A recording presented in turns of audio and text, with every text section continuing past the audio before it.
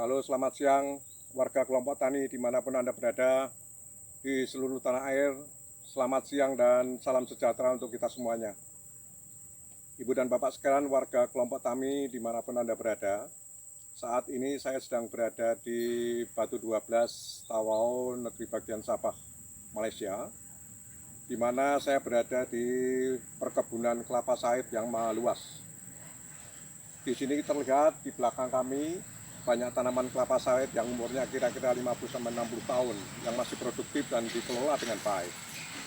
Ibu dan Bapak sekalian warga kelompok tani, saat ini kelapa sawit baru menjadi topik pembicaraan di tanah air terkait dengan tingginya harga CPO, di mana harga CPO di tanah air ini meningkat dengan tajam. Ada beberapa terkait dengan mafia barangkali, tapi itu tidak perlu kita bahas. Dan ada isu bahwa ternyata harga CPO lebih ditentukan oleh Malaysia daripada di Indonesia.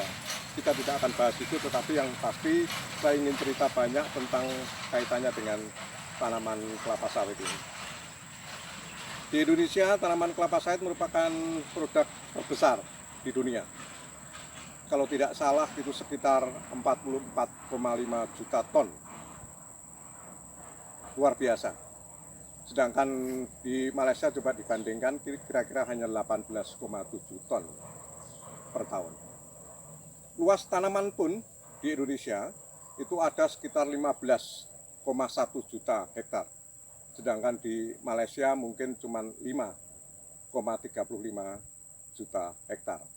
Pertumbuhan peningkatan produksi setiap tahun di Indonesia itu sekitar 3,5% per tahun. Sedangkan di Malaysia itu 0,95% per tahun.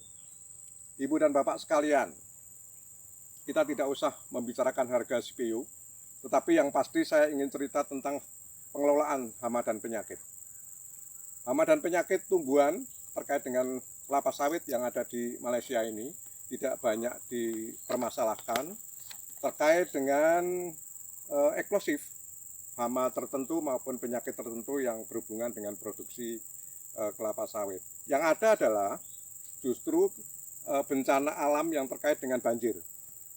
Di Malaysia ini banjir yang melanda ladang tanaman kelapa sawit ini menjadi luar biasa penting karena dapat menurunkan kualitas dari produk kelapa sawit itu sendiri.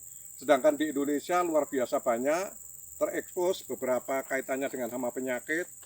Yang pertama, yang amat penting menjadi hama utama adalah kumbang badak atau Oryctes. Kumbang badak ini di Indonesia luasan serangannya itu mencapai ribuan hektar. Gila, ada 23.000 hektar tahun terakhir itu dilaporkan. Penurunan produksi ini luar biasa yang disebabkan oleh hama penyakit. Kemudian hama penyakit yang kedua yang penting adalah ulat api atau parasa atau sitara. Itu ulat api juga luasannya lumayan besar. Ada 1.000 hektar di tanah air dilaporkan pada tahun 2021 atau 2020 yang kemarin. Kemudian hama utama yang lain adalah busuk batang. Busuk batang ini walaupun luasan serangannya kira-kira hanya 400, itu maha dahsyat penurunan produksi yang diakibatkan oleh kumbang api, dan pengendaliannya pun menjadi amat sangat sulit. Kemudian hama yang penting yang lain adalah vertebrata. Vertebrata itu terkait dengan keberadaan tikus, keberadaan babi hutan, dan lain sebagainya. Ini juga menurunkan hasil yang luar biasa. Nah, sebaran serangan hama penyakit di Indonesia inilah yang menjadi perhatian, antara lain yaitu di Aceh, kemudian sampai ke Jambi, kemudian ke Kalimantan Selatan, Kalimantan Utara, Kepulauan Riau, kemudian Sulawesi Selatan, Sulawesi Utara, dan lain sebagainya. Hampir menyeluruh, merambah kemana-mana. Nah, bagaimana cara pencegahan hama dan penyakit yang terkait dengan keberadaan kelapa sawit ini di Indonesia? Tidak lain adalah hampir pasti, yaitu pengendalian hama terpadu. Kita masih mengacu itu. Jadi PHT. Yang utama adalah monitoring. Bagaimana cara kita memonitoring keberadaan hama dan penyakit itu. Kemudian pemasangan trap untuk mengendalikan berbagai macam kutu-kutuan yang membawa banyak penyakit atau virus. Kemudian tanaman penutup tanah itu juga menjadi sangat penting. Dan aplikasi yang dianjurkan sudah barang tentu sampai saat ini Departemen Pertanian melalui Dirjen Perkebunan barangkali masih menggunakan agen hayati sebagai pengendali hama yang utama. Terutama yang banyak diaplikasikan di tanah air kita adalah metarhizium. Metarhizium, kemudian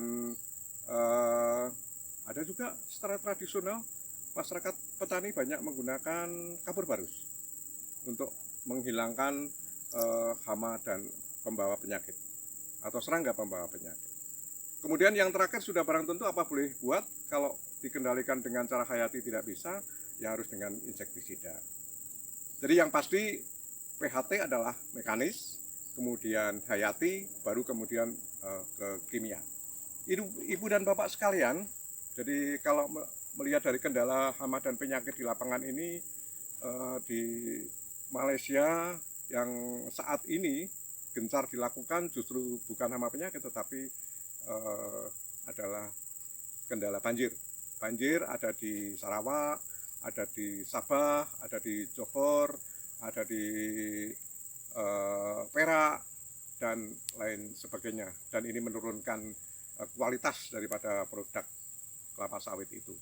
Sungguh memprihatinkan. Dan yang pasti di Malaysia ini adalah kekurangan banyak tenaga kerja terkait dengan pengelolaan kelapa sawit. Jadi berbeda dengan di tanah air kita di Indonesia yang pekerja banyak. Jadi kita tidak kekurangan tenaga pekerja. Ibu dan bapak sekalian, demikian apa yang bisa sampaikan dengan terkait dengan pengelolaan kelapa sawit yang ada di Malaysia ini yang kita bandingkan di tanah air kita. Jadi masih banyak problem di tanah air yang perlu dibenahi, terutama hama dan penyakit. Kalau luasan sudah pasti kita lebih luas, namun tidak seluruhnya menjadi hak kita. Jadi banyak pengusaha-pengusaha Malaysia yang memiliki perkebunan kelapa sawit di Indonesia. Banyak masalah. Terima kasih informasi sementara dari kami. Selamat sore dan salam sukses untuk petani.